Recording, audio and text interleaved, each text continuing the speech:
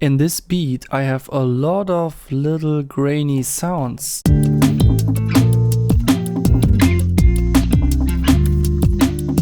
For example, this one. Or this one. Or this one. Or this one. They all together sound pleasant because there are so many of them. It always feels like some natural tone comes out of somewhere, replacing each other non-stop. I want to add another layer to this and I want to show you how I'm going about that. The first step is to go to some page where there are samples that you haven't used yet. For example, freesound.org, on which I found this rocking chair sample.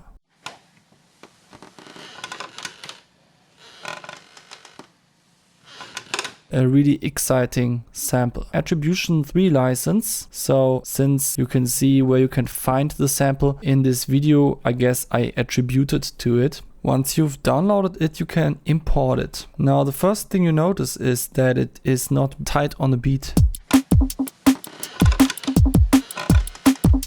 So what I'm going to do about that is I'm loading Melodyne and I'm transferring the chair into Melodyne. Recalculate in percussive mode, and then I say everything should have the same volume, and then quantizing the timing on 8th notes and just find out what that sounds like.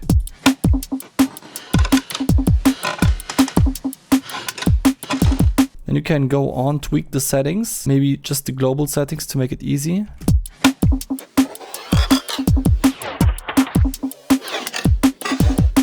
Yeah, whatever. Next thing I want to do is using the fade tool to add fades everywhere.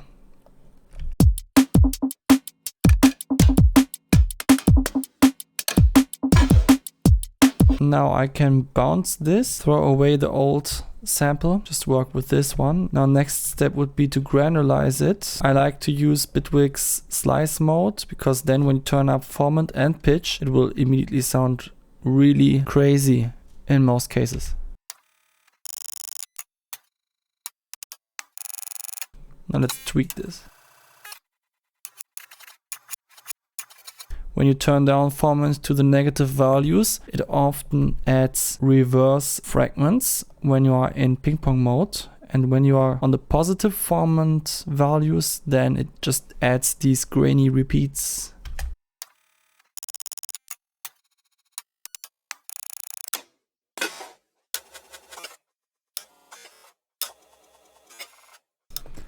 Okay, I like the sound.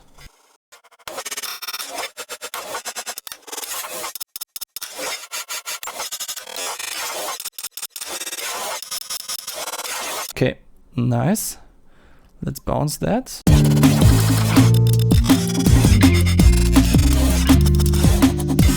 And now I can just take the parts that I don't like and delete them. And then later put something there that I do like. Basically make a shorter loop out of the big loop. Let's see. I liked everything of this. But I didn't like that this takes so long. So let's put this a little bit earlier.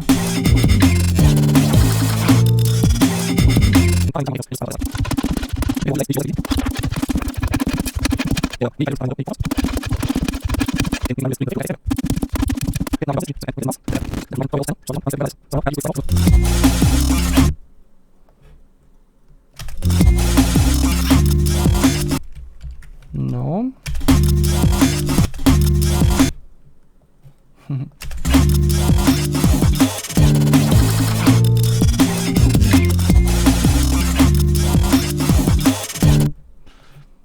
Okay, that was kind of cool. And now I need to get the ambience back into this. It should be less compressed, even though I compressed it really hard before.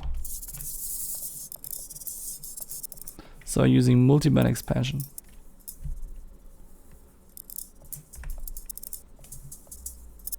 It's not supposed to be realistic or something. It should just sound cool.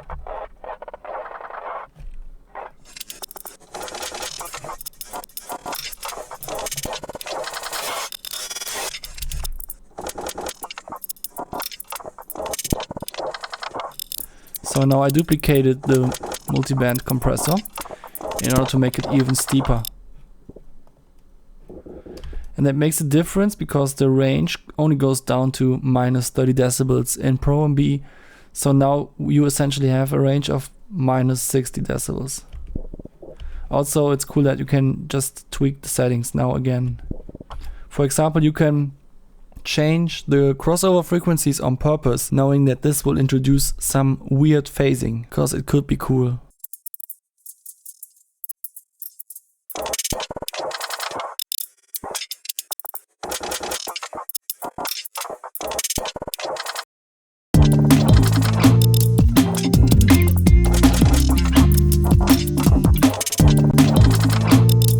Nice.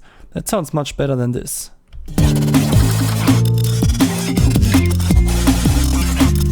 Well, I think that also sounds cool, but you know, if you want to have space for other elements in the mix, then it's cooler to have a bunch of overpowered multiband expanders.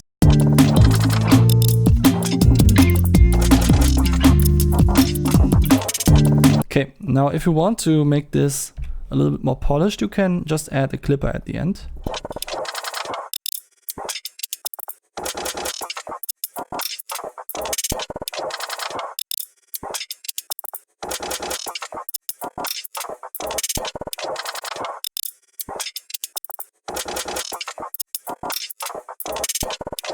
The cool thing about adding a clipper at the end is you can also go a little bit creative with it. For example, by using a Foldback algorithm instead of normal clipping. Let's see.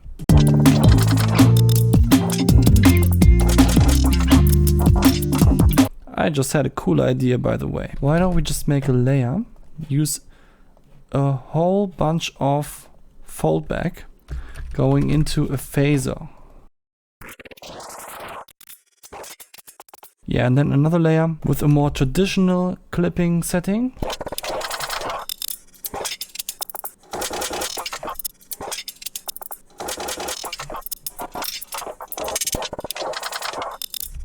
Nice.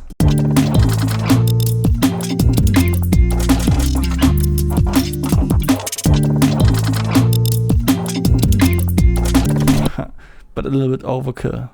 So let's just keep the normal traditional clipping as it is.